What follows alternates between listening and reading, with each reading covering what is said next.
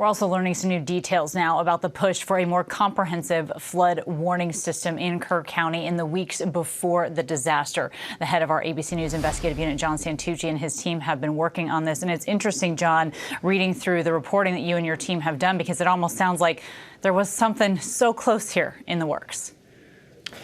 So close yet so far, Kane. As we reported yesterday right here on ABC News Live, you'll recall back in April, residents and officials down in Kerrville had actually entertained a proposal from a company for a little over $70,000 to install a siren system. Today, ABC News has learned that just last month, Kana, that contract was signed, executed, ready to go, and a kickoff meeting with that company to begin the process of installing the sirens was set to begin the middle of this month. Now, it comes as we've gone through the records of town meetings down in Kerrville, and we learned that over the last 10 years, at least 20 times it came up in meetings that there was concern, that there were issues with flooding in town, and that something needed to be done. Ironically, it was just 3 months ago back in April that it seemed to be a moment that officials down there were prepared to take action, and now learning that this contract was signed and executed and really getting ready to go in just a matter of the next couple of days, Kana, is just remarkable when you think about it.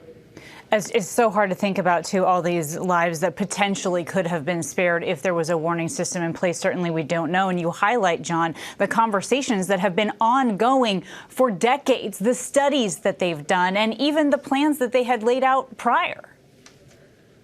Yeah, and you think about, you mentioned the studies. I mean, think about 10 years ago, when they started to even mention this more frequently in meetings, they spent $50,000 then to actually commission a study to do something. That's when the nickname of Flood Valley started coming around this community. And to think that nothing happened is one note. But the other thing we learned actually just last night, going through records again, and believe this, right? 2 days before the flood, the state actually came in and did their annual inspection of Camp Mystic's emergency procedures. July 2nd, they passed that approval. But obviously, whatever they did, and it was probably the system of river calling they were relying on, it just did not work. And so many lives already, as we've learned, Kana, have been lost.